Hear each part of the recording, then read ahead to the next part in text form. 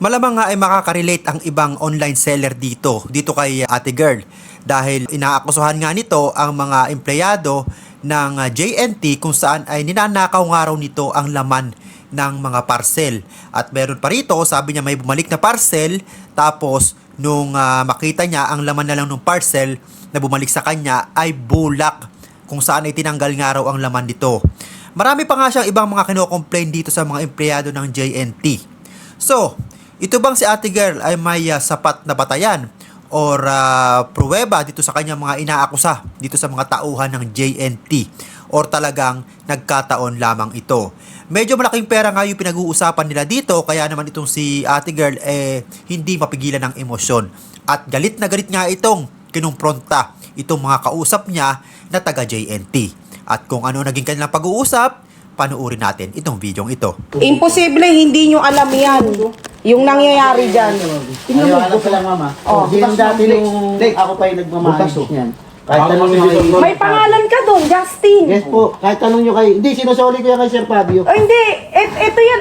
Sunod-sunod yung pangalan mo. Pati si ikaw, Alex. Imposible hindi nyo alam yan yung nakawan na nangyayari. Asan ang listahan? Tinatanong namin yung tracking number 157,000 dito pa lang sa isang account. 157! Wala kaming natatanggap na parcel. Grabe kayo, alam mo kung paano ko nalaman? Wala na akong ipapamalingki, walang ibibigay sa akin si TikTok. Walang lahat ng pera namin nasa Dalawa account to eh. RTS. Tingnan mo yung isang account. Dito rin sa isang account, ganun din. Wala. Grabe kayong ginawa nyo dyan. Grabe kayo. Hindi ko alam na ganyan ang ginawa nyo. Malaking GNT. Kayo pa naman ang pinakamalaking courier sa TikTok, pinagkakatiwalaan kayo. Pero ang dami ng reklamo sa inyo sa mga nakawan. Nagsoli kayo kagabi ng parcel, yung nakabox, binalik nyo, di ba? Yes po. O anong laman? Walang Ito laman. kararating lang po nun, ma'am. Hindi, kararating lang. Binalik nyo nga, pero ang kulang ang laban. Iisang ng sabi ko, ma'am, na Kaya hindi na namin. tumbler, dalawang tumbler na wala, isang travel bag, tsaka yung mga pripa ng tao. Kaya nga hiningan namin yung picture ng before. Imposible hindi nyo nalalaman yan. Nandito yan lahat. May process kasi yun, ma'am eh. Baka pupunta ng delivery yan, ma'am, tapos mag-RTS siya. Ayoko Hindi lang naman Ito lang ha. Bakit kayo pumunta rito? Para okay, kausapin pag-usap ako. kayo. Eh, dapat nga, dediretso ako dun sa Sa isang inyo eh. account to. Well, sa isang account niya. Madami yan. Nako, daang libo yung Ano to? Hingin ninakaw sana niya sa namin yung amin. mga tracking, ma'am. Yung mga Andito tracking lahat. na. Hindi, ito na lang, ma'am, para maano natin, ma'am. Huwag na lang natin ng sana. Ako na lang Ay, natin hindi. usap, ma'am. Isi-settle na lang natin, ma'am. Ilang seller na ginanyan nyo? Di, ma'am, wala. Palulubugin yung mga seller. Di, ma'am, promise, ma'am. Palulubugin nyo Ako ang na mga ikiusap, seller. GNT pangalan, hawak. Grabe kayo. Magnanakaw Ito pa, talaga kayo, mga GNT. GC Byton. Walang Dalawang account yan. Tinira nyo kami. GC Byton. Ang pakisama namin sa inyo tuwing Ayun nga, mangingi. ma'am, eh. Bakit? Tuwing mangingi kami ng RTS, tinipid nyo kami. Ayun nga yung sinasabi Parcel ko. namin yan. Sabi ko, di ba sa'yo, Alex? Araw-araw kami nagpapaship. Ilan yung pinapaship namin? Walang bumabalik. Okay, sinabi ko sa kanila, boss. Oh, Julius Imposible walang bumabalik sa 80%, walang babalik. Paragas. Resign na yan, boss. Ang dami dapat ito. Grabe kayo, hindi nyo naanuhan yan. Kasi- Anong klase kayo na mamahala doon sa Tapos- GNT? Marami si Jojo. Sino bang Jojo doon? Jojo, ano ba? Pab. Grabe ang ginawa niyo sa amin. Hindi to Babae, ano, Raisa. para Tapos- matuldukan na yung pag-aano nyo. Sabi ko sa inyo. Yung iba yung iba natatanggap pa eh. Mali yung dumarating sa kanila. Kami wala talaga kami natanggap eh.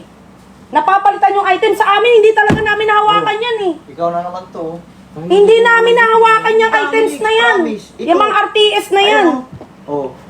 Ano pa yan? Hindi biro to. 14 Talagang, pa yan. nako, malaking ano to. Kasi Mga pagnanakaw ng GNT literal, tangina. Halos 200,000 ang nawala sa amin sa RTS. Walang bumalik, ninakaw ng GNT. Puro relo. Paano ko malalaman?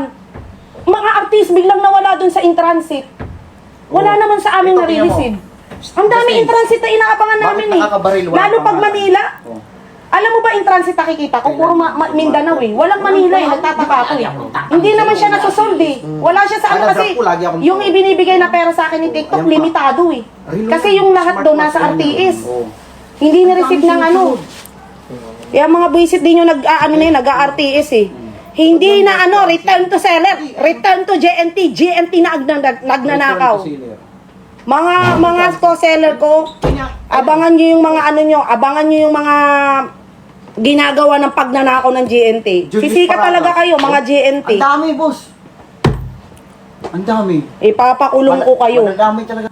So medyo malaking halaga pala yung pinag-uusapan dito. Ito naman si ate, nagbi-video. Sana dumiretso ka na lang sa police station at hindi mo na pinag-upload pa muna na ganyan. Dahil tingin ko naman dito sa isang lalaki, hindi naman niya nahaharap sa camera kung guilty yan. Syempre kung ikaw guilty ka, wala ka nang ihaharap na muka, di ba? At nakikita mo pang yung nagre-reklamo, nagbi-video. Syempre hindi ka nahaharap dyan. Hindi naman natin kinakampihan yung sa JNT rito. Bali ang sa atin lang sana ay dinaan niya sa tamang proseso, hindi sa ganitong pagbi-video. So hindi natin alam kung may final na ba ito na complaint na sinubmit sa police station or kung natapos lamang ito sa ganitong argumento. Dahil sabi nga nitong babae, marami nga siyang mga pinapadala tapos hindi siya naniniwala na yung 80% na yun ay walang babalik.